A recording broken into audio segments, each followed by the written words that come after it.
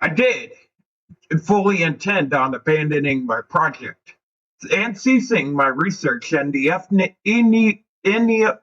Enochian writings in the Little Black Book, but fate forced my hand. The next morning, I woke up alone, with no signs that Jenna had returned home at all. This wasn't surprising. I assumed she'd spent the night at the station or gone to her parents' house in the South Pasadena in order to take advantage of their air conditioning. It was a Saturday, and there was no food in the apartment. So I decided to walk into a bistro half a mile down my street, which claimed to have the quote unquote best French toast in Los Angeles. In the bright mid morning daylight, my disturbing conversation night before had seemed barely worthy of a second thought. Emma seemed like the type to exaggerate things, and Nancy was just batshit crazy. Then, right across the street from the bistro, I looked up and caught sight of a red faded graffiti A7 with an extra wave and a curly N, L, the Hebrew name of God. It was on the lamppost this time. It took in the building in front of me. It was an elegant place in the old style that once drew business to Koreatown. Tan center block walls accented with ornate glazed terracotta columns. It looked empty, the door gated and deadbolted, and the windows covered by black curtains. And at the top of each finely crafted columns was a bias relief water pitcher with a rounded bottom and a curled handle. I felt the heat drain from my body. The longer I stared at the carved ceramic picture, the surer I was that there was something watching me from behind those dark curtains. I decided I was fine with coffee for breakfast. Back in my apartment, I took out the note with the blotchy ink-drawn grid with a pentagon that had fallen out of my Black Enoch book, which I had kept folded in my dress drawer. I looked at the 5 pictures again. A smoked wheel, 3 interlocking circles, a cross with a furred line, a butterfly, and a pitcher. The pitcher with a rounded bottom and a curled handle. The drawing of the pitcher was the exact same picture I'd seen at the bias relief on the wall of an abandoned building. It must have indicated something for, well, whatever the audience the artist had in mind. Forever went around spray painting in Old Hebrew. The picture pictographed was the bottom left corner of the pentagon. The picture at the bottom right was the spoked wheel. I thought about it. The empty lot across the Werner building, where I'd seen the first spray painted 7 and curly N, was located on the same street as the abandoned building with ornate columns further west. So the drawing really was a map. It was a map of Koreatown, of my neighborhood. In 5 minutes, I figured out which streets were indicated by the grid. 20 minutes on Google later, I learned a few things about the empty lot across the street from the Werner building. There had once been a lonely Art Deco building there. It sat empty and collapsing for 5 years before it was demolished in 2015. Before that, it changed hands quite often. 10 years ago, in 2007, it had been a seafood restaurant for a short time, with an elaborate signage, a giant neon ship wheel. I found the remaining 3 sets of red Hebrew letters before nightfall. Google Maps told me the first 2 were exactly half a mile from each other. I moved diagonally north and went west half a mile until I came across a boarded up mechanic shop. The entire place was tagged, but I found a quote unquote 7 and a curved N graffiti on the asphalt. Remnants of the nameplate hung from the ceiling of a rusting carport. The garage's logo was 3 interlocking circles. There was something implacably eerie about the rundown hovel. A feeling akin to the aura that hangs perpetually over secluded rest stops and empty elementary schools. I felt a near immediate urge to leave. The next point, The furthest north, it was a Gothic-style Armenian Orthodox church. Had been a Armenian Orthodox church. The large wooden doors were padlocked. The parking lot was cracking. The free-lined cross at the entrance was rusted, and red logograms were painted on the low cobblestone in the wall. It may have been a response to the darkness of the aesthetic, but the nerve-tingling eeriness I felt at the garage came back with vengeance. I stared back into the pitch-black windows, half expecting to see an awful space staring back at me. Finally, I made my way to the fifth point, the point signified by a butterfly pictograph. It had been there before. I recognized the masked barbed wire fence, the red brick apartment building across the street. For the second time, I stared into the pit. Construction was about to start. There were 3 parked trucks and unloaded raw materials. I walked the length of the fence, but I couldn't find the distinctive graffiti everywhere. It made sense. Whatever the 7 and N had been spray painted onto was probably a scrap wood now. I walked home after that. Still no Jenna. I called her 3 times. Straight to voicemail, but each time though. This was weird. Jenna was usually good about keeping her phone charged. Next, I called Adrian. I'd express mailed the little black book to her a week before and hoped she could offer some context as to the meaning of 5-4 spray painting names of the god. 3 more rings and once more voicemail. My apartment was stifling.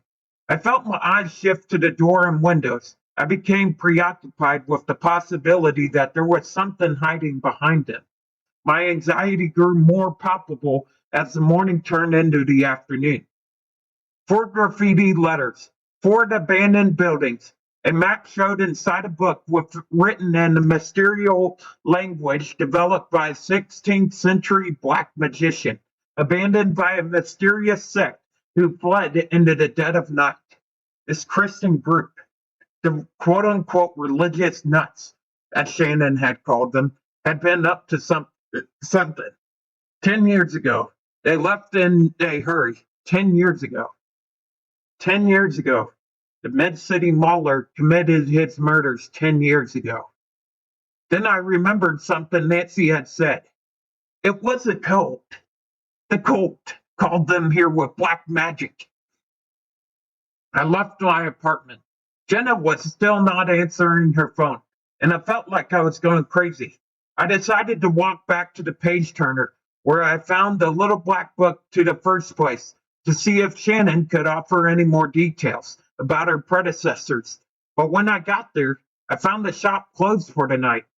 They're only open till 4. I turned around. The page turner was sitting adjacent to the alley alongside the movie theater that primarily played Korean films.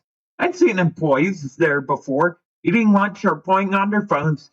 That evening, a middle-aged woman loitered alone, smoking a cigarette. She wore the uniform of a ticket taker. She had a name tag. Louise. Find Louise, she'd tell you. I smiled and walked over to her, asked to burn a cigarette. She pulled out one out of her pack and offered me her lighter. So, have you worked here long? I asked innocently. She nodded. Longer than you've been alive, sweetheart. You know Shannon, the woman who owns the bookstore? In passing, Louise said. She seemed decent, a step up from the creeps who rented the space before her. I listened intently. I intended to shepherd the conversation towards topic of maybe cultists, but Louise was obviously eager to talk about them. Oh, I said. Who had been in the space before her? Louise finished her cigarette, lit another one. It was a record store for years and years. When that shop went under 0506, the space was on the market for a long time. Then, middle of 07, they showed up. They? People, Louise said plainly. I came into work that one morning, and they completely moved in. There was a sign up, the Church of the Revelations. Didn't look like much of a church. No cross, no nothing. They blacked out all the windows with curtains. I went in there once, about a week later, just to check it out. The door was unlocked. They had the place really sparsely decorated. There was a girl behind the front desk with a phone and a desktop computer, maybe 20, even Asian, round face. She looked at me as if I were the least interesting thing in the world. I asked what kind of church they were Reform, she said. They didn't believe in doodads and bells and whistles. Asked if I could join the church. See, she said I'd have to come back when the parson was it. Did you ever go back? I asked. She shook her head. I lost interest for the moment. I did see people coming and going, though. Sometimes they'd come back here and smoke with us. What were they like? She made a face. Just people. There was nothing particularly exciting about them. Different ages, different races, dressed like everyone else. Talked about the same things everyone else was talking about. But for some reason, they gave me the heebie-jeebies. Anyways, they seemed to be like talking to us, asking us questions for the neighborhood. Subtly, not pushing or anything. They were looking for bigger space. A 40-ish blonde woman told me once. She asked if I knew any other spaces for rent in the neighborhood, preferably the ones that had empty for a while or ran for tenants fast. Cheaper places. I didn't. I told her so. But a few days later, a man, a black guy, maybe 35, from the church asked a similar question when I was out here smoking with a janitor named Roy. He asked us anywhere around here if it had reputation for being haunted. He liked ghost stories, he said. Sometimes, in me, I told I shouldn't give him an answer. Roy, though, jabbered on and on. There used to be an Italian joint on Olympic, he said. Everyone thought it was cursed. There had been 9 owners in 15 years. In 3 separate incidents, a guest dropped dead of a heart attack. They'd been robbed twice in the last year.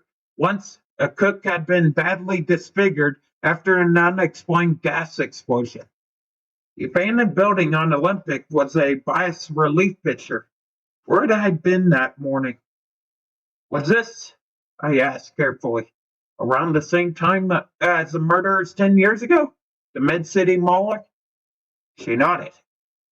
I was getting to that. It was around the time they found a poor man dissected in the back of the coffee shop. I used to take the bus whole lot then, so I had some acquaintances of the disappearance. But the homeless were on a whole nother level. The murder, the Mid-City Moloch, I guess they called him, wasn't a human being. No. They saw things the bums all said. People dressed in black cloaks and scarves and covered their faces running around at night. People who weren't people. What do you mean, weren't people? I asked. I mean, human-shaped things with beaks. Humans with webbed feet, digging for dumpsters late at night. Humans with too many arms and legs, scaling the sides of buildings like cockroaches. An icy chill spilled over my body. The digging man in the alley, he had free hands. So in the light of all of that, I was more than a little suspicious of Mr. Ghost Story fanatic. So I followed him, tailed him, just like I expected, right into an abandoned restaurant on Olympic. He went around the back entrance, where they used to receive deliveries. I hid behind the dumpster. I watched him walk right up to the back employee door, pulled out a screwdriver-looking thing out of his bag, and popped the lock like it was nothing, then disappear inside. I sat there for hours until it got dark. Then a white van pulled up on the loading dock. Windowless, no license plates. There were 3 of them. 3 people, all in black. 2 men and woman. They pulled out cases of the van. Big black cases. They loaded it all inside. I didn't dare try to sneak in the restaurant. No way. I heard jackhammering, then a hum. A hum? I asked. Like the hum of the machinery, she answered. I felt the ground vibrate. Then I felt it in my bones, and it got lower and lower until it was reverberating human growl. It was like the bowels of the freight train. I couldn't take it anymore. I ran. Whatever those people were doing there, it wasn't Christianity. She took a long drag on her cigarette. Mine, forgotten, had gone out. This is my last shift, actually, Louise said finally. I've got a sister in Lancaster. I'm gonna go and live with her for a while. And if you were smart, you'd get out too. My blood ran cold. I couldn't bring myself to ask why. That church, she said distastefully. They packed up and left real quick a few weeks after. I think the cops were coming around, asking them questions they didn't like. As soon as they were gone, the problem stopped. No more humanoid entities sneaking about. No more weird noises at night. No more disappearances. I tried looking them up online and got nowhere. As far as official sources are concerned, the Church of Revelations does not exist. And unofficial sources? I asked. Louise took another long drag. A cousin of mine had lived in Missouri, a little town out there. He said that in the 90s, they had a rash of unexplained disappearances and animal mutilations. And he said, when some religious group showed up, apostles of St. Michael's, they went by. They got real close with one of the women. She wouldn't tell them much though. But she did say that she traveled with the church all around the world. And once, drunk offhand, she referred the apostles of St. Michael by another name, Blacklight. Blacklight, I repeated. So what that's got to do with you leaving town? She sighed. Her cigarette burned to ash. She looked at me, pure terror in her face. I saw one. She breathed. One what? I didn't need to ask her. It was outside a business park, as she continued, crouched like an animal, lapping water out of the fountain. It looked like a person, except its face was too long and its eyes glowed in the dark. When it saw me, it skittered off into the shadows on all four, except its limbs were in the wrong way.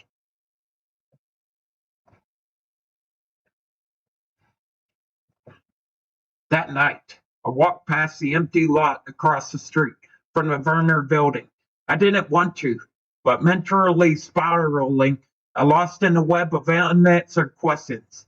I crossed the street, and there it was, the glaring red 7 and curling in, and the gate again unlocked. Scratch, scratch, scratch, crunch, scratch, scratch. I shouldn't have looked. I don't know why I looked, but I looked. This time, there were two of them, two people. They crouched low to the ground like chimpanzees, silhouetted in the dim lamplight of the cloudy night, both digging furiously and apparently making some progress. They reached over their overlong, emaciated arms deep into a hole, tossing rock and dirt over their shoulder. Baggy clothes hung up their bony frames. Four spider-like legs splayed awkwardly. I took a step back. The clouds shifted, throwing grayish moonlight over the yellow grass. The hard earth was the empty lot that was dotted with hundreds of shallow holes.